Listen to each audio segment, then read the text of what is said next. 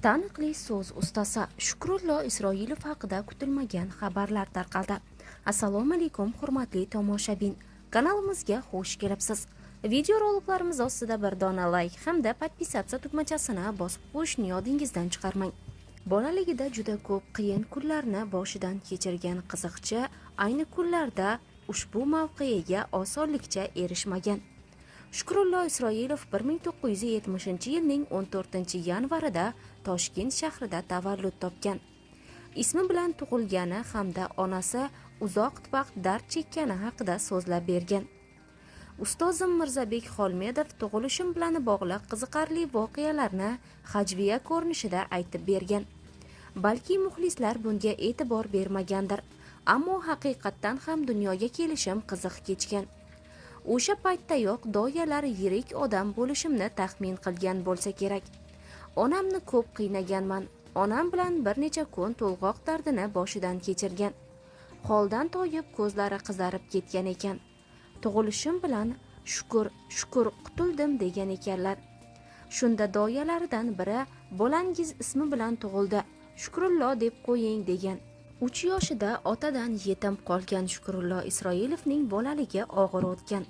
Maktab formasi yaroqsiz holga kelguncha kiyishga majbur bo'lganini, daftar kitob sotib olish uchun ta'tilda ishlagani haqida aytib berdi.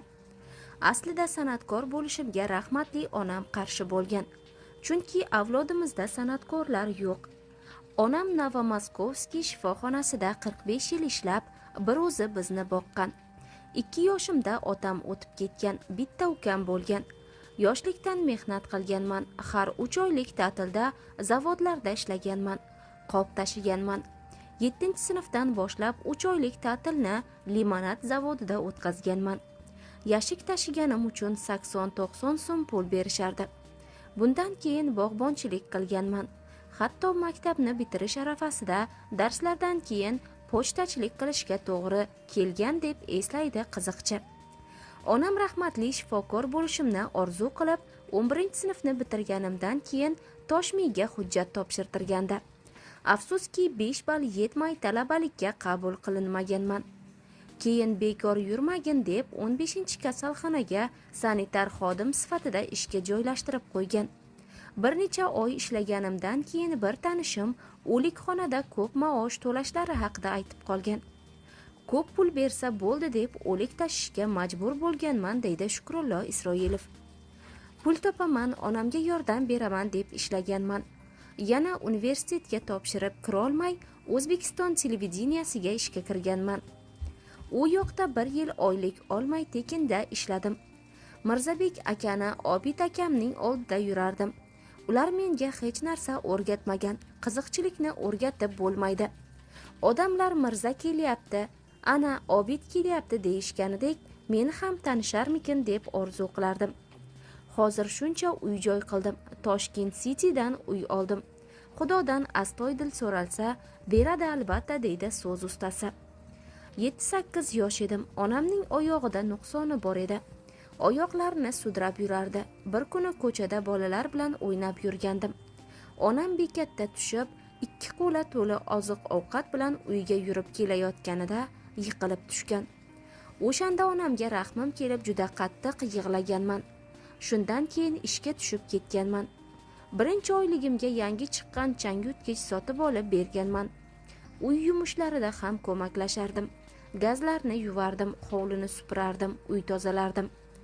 Onam ko'proq pul to'laydi. Bolalarimni boqaman deb kechqurun kasalxonada navbatchilikda qolardi. Lekin shu holida sunnat to'yimizni qilib, oyligidan yig'gan puliga xalqqa osh bergan deya xotirlaydi Shukrullo Isroilov. Qiziqchi intervyularning birida turmush o'rtog'i bilan jamoat transportida tanishib qolgani haqida so'zlab bergan.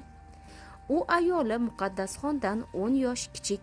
Shukrullo Isroilov 1970-yilda, ayoli esa 1960-yilda tavallud topgan. Yangi oyoq kiyim sotib olgan paytim trolleybus edi, jo'nab ketayotgan bo'lgan. Yugurib chiqib bitta qizni oyog'ini bosib olganman. U paytda 130 kilogramm edim. Keyin u qiz menga qarab, "Ko'zingga qaramaysanmi, semiz" degandi. Uzr deganman. Qarasam yoqimtoy qiz. Shu bilan gaplashib, qayerda o'qishini bilib olib, o'qish joyiga borganman. Shundan keyin sevgi boshlanib, ro'parosa 1 yil o'tib uylanganman. U bilan 16 noyabrda tanishgan bo'lsam, keyingi yilning 16 noyabrida to'yib bo'lgan. Bilmadim, semiz degani yoqqanmi, juda o'qimishli, maktabni ham oltin medalga bitirgan. Hozir Toshkent davlat stomatologiya institutida chet tillar kafedrasining mudiri, lotin tilidan dars beradi. Tibbiyot xodimlari lotin tilini bilishi juda muhim. Hamma dorilarning tarkibi ular haqida, ma'lumotlar lotin tilida. Ayolimni farzandlarim tarbiyasida ham o'rni katta. Borimda ham, yo'g'imda ham men bilan yonma-yon turgan. 2 xonali uyda yashaganimda hech narsam bo'lmaganda ham yonimda turgan. San'atni endi boshlagan vaqtlarim qish oylarida to'y bo'lmasdi. Ishlay olmasdim, pulim bo'lmasdi. U erimga yordam bo'lsin deb ota uyidan oziq-ovqat, kartoshka, piyoz olib kelardi. Katta o'g'lim tug'ilganda 1991-yilda tug'ruqxonadan Chaykada olib chiqqanman. Ikkinchi o'g'lim tug'ilganida 1 so'm pulim bo'lmagan. Qo'shnimizdan qarz olib taksida olib kelganman. Sezon bo'lmasa to'y bo'lmasdi. Televideniyada ham ishlardim, lekin uning oyligi juda kam edi, deydi so'z ustasi. Bolalikdan yetimlikda ulg'aygan Shukrullo Isroilov 2015-yilda onasidan ham ayrildi. O'sha kuni u Buxoroda to'yda bo'lgan. Onam rahmatli artistga hech kim qizini bermaydi. Uylanayotganingda qiynalasan derdi. Ayolimga uylanayotganimda ham uydagilari qarshilik qilgan. O'zim borib ko'ndirganman. Onamga hali sizni Shukrullo Isroilovning onasi deb yurishadi derdim. Niyatning xolisligini qarang, hamma joyda onamni tanib, e'zozlashdi.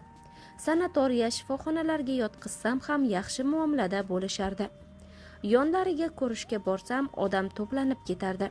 Onam xursand bo'lardi. Onam o'zlarining tug'ilgan kunida 27-martda 80 yoshida vafot etdi. Men Buxoroga ketayotgandim, to'y olib qo'ygandim.